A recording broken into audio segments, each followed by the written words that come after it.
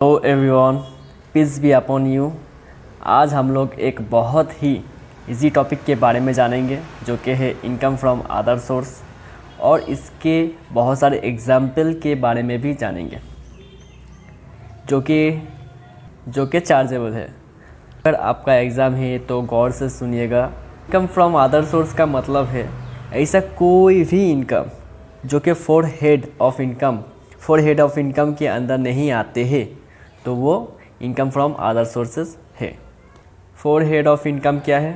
पहला है income from salary, दूसरा है इनकम फ्रॉम हाउस प्रॉपर्टी, तीसरा है income from business and profession, और चौथा है इनकम फ्रॉम कैपिटल गेन। मतलब इन चार इनकम को छोड़ के जो भी इनकम होता है किसी का तो वो इनकम फ्रॉम अदर सोर्सेस के अंदर आता है और उसे इनकम फ्रॉम अदर सोर्सेस बोला जाता है। इनकम फ्रॉम अदर सोर्सेस कोई मेन इनकम नहीं है, ये बस एक पार्ट है टोटल इनकम का। आइए जानते हैं कुछ इनकम जो कि इनकम फ्रॉम अदर सोर्सेस में आते हैं और चार्जेबल है। पहला है dividend receive from foreign company, मतलब फॉरेन कंपनी से कोई भी डिविडेंड रिसीव होता है तो वो। दूसरा है winning from lottery ticket, horse races, crossword puzzles और अदर गेम्स। मतलब कोई भी लॉटरी टिकट जीत रहे हो, हॉर्स रेस जीत रहे हो, या कोई पजल या कोई भी गेम से अगर कोई पैसा जीत रहे हो तो वो इनकम फ्रॉम अदर सोर्सेस में आता है। तीसरा है कैजुअल इनकम, मतलब कोई भी अचानक आने वाली इनकम। अचानक कोई भी इनकम आ गया तो वो इनकम फ्रॉम अदर सोर्सेज होगा।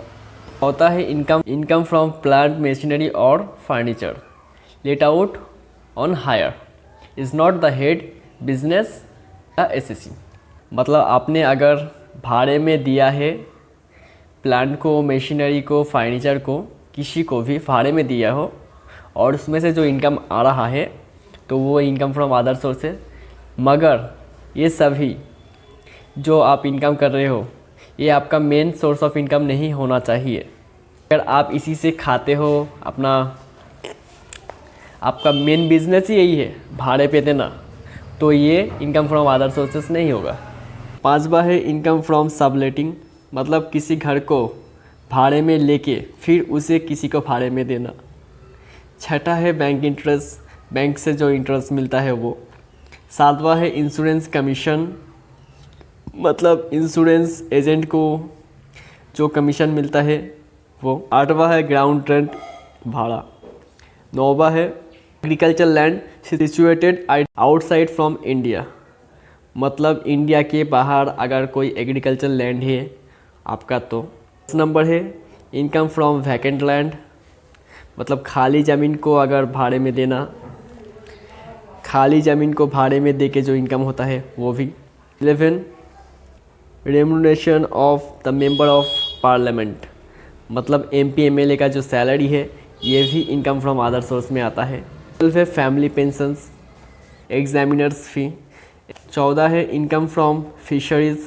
ये सभी इनकम जो है ये सभी इनकम फ्रॉम अदर सोर्सेस है और ये सभी इनकम चार्जेबल है। तो मिलते हैं अगले वीडियो में।